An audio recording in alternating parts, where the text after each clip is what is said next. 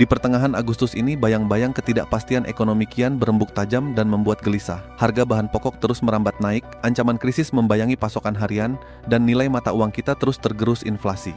Di tengah ancaman yang bisa meledak sewaktu-waktu, sistem finansial modern terus meninabukukan kita dengan ilusi kenyamanan digital. Seolah saldo aplikasi ponsel pintar kalian akan selamanya aman membeli makanan dan rasa tenang. Padahal ketika roda ekonomi mogok seketika, lembaran uang kertas hanyalah ilusi dan angka digital berubah jadi sekadar piksel tanpa arti. Di titik ekstrim itulah, nilai barang berputar balik 180 derajat secara brutal. Tumpukan benda yang kalian anggap rongsokan di sudut gudang justru menjadi penentu bertahan hidup. Mari kita bahas ada 5 barang sampah penyelamat krisis, simpan dulu dan jangan dijual murah. Barang pertama yang sering dipandang sebelah mata dan berakhir di lapak rongsokan dengan harga kiloan murah adalah perkakas mekanis manual dan alat pertukangan tua. Kita hidup di era di mana semua orang terbiasa dengan alat bertenaga listrik cerdas, baterai isi ulang, dan sensor otomatis. Namun coba pikirkan secara logis, ketika krisis ekonomi meluas yang disusul gangguan pasokan energi atau pemadaman listrik berkepanjangan, semua teknologi canggih itu seketika menjadi pajangan tak berguna. Di sanalah keandalan mesin jahit engkol tua, kompor minyak tanah tebal, gergaji kayu manual, pompa air genggam, hingga set kunci pas besi tempaan lama menunjukkan kesaktiannya.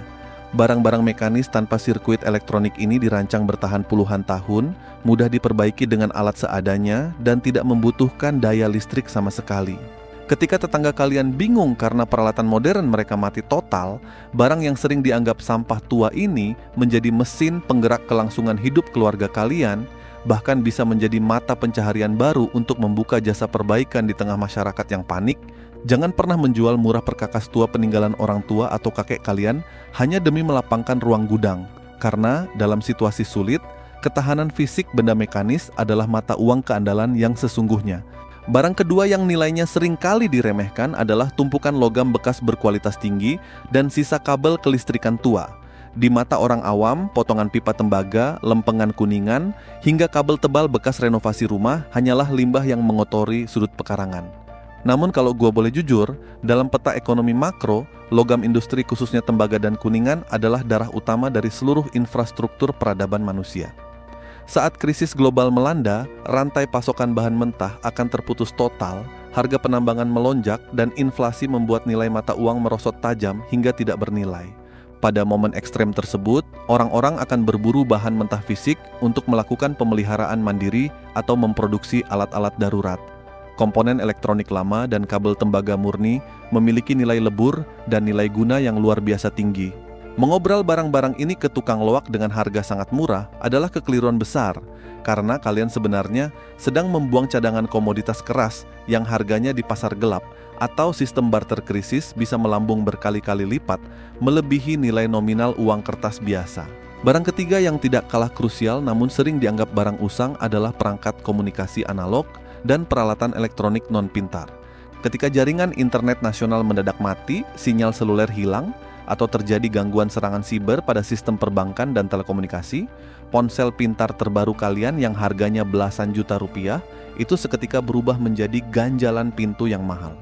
Di saat seperti itu, radio transistor gelombang pendek tua, perangkat pemancar walkie-talkie lama, atau ponsel genggam era awal dengan daya tahan baterai berhari-hari menjadi barang paling berharga di atas bumi.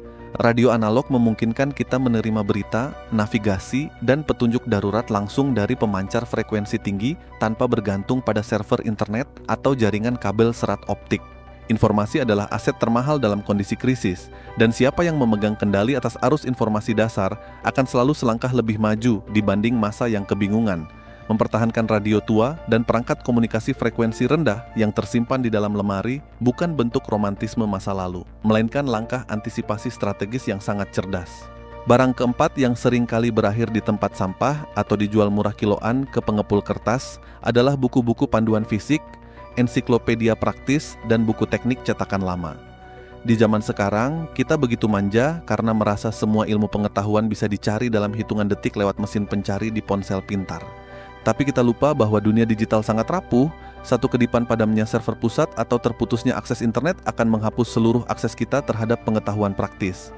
Buku-buku tua tentang pertukangan, cara memperbaiki mesin, panduan bercocok tanam organik, pengobatan herbal dasar, hingga buku panduan kelistrikan manual adalah perpustakaan penyelamat jiwa ketika dunia digital gelap gulita. Ketika internet tidak bisa diakses, orang yang memiliki pengetahuan tercetak dalam bentuk buku fisik akan menjadi sumber daya manusia yang paling dicari.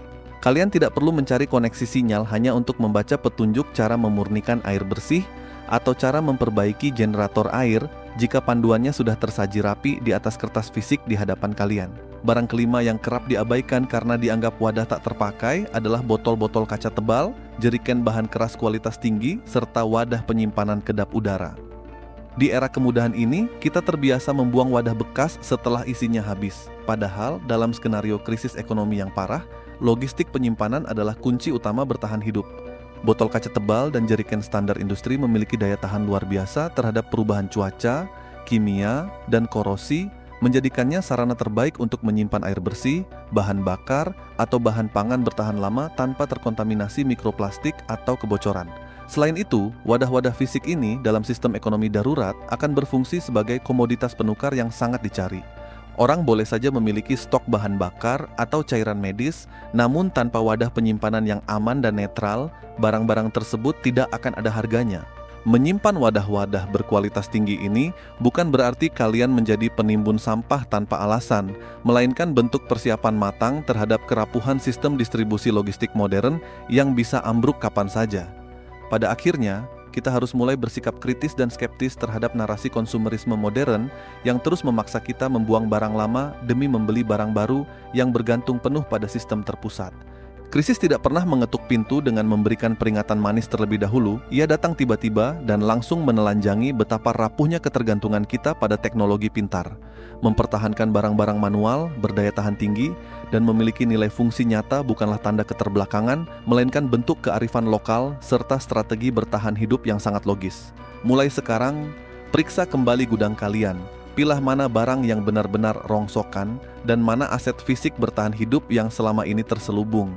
Jangan mudah tergiur menjual murah barang-barang penyelamat tersebut hanya untuk uang tunai jangka pendek yang nilainya terus tergerus inflasi. Tetap tenang, rasional, dan terus asah kemandirian diri kalian agar kita semua tidak gagap ketika roda zaman mendadak berubah arah secara drastis. Jika naskah narasi ini memberikan sudut pandang baru yang bermanfaat dan membuka pikiran kalian, jangan ragu untuk menyukai video ini, bagikan ke teman-teman terdekat kalian, dan pastikan kalian sudah menekan tombol berlangganan agar kita bisa terus berdiskusi dan berbagi strategi bernilai lainnya di saluran ini.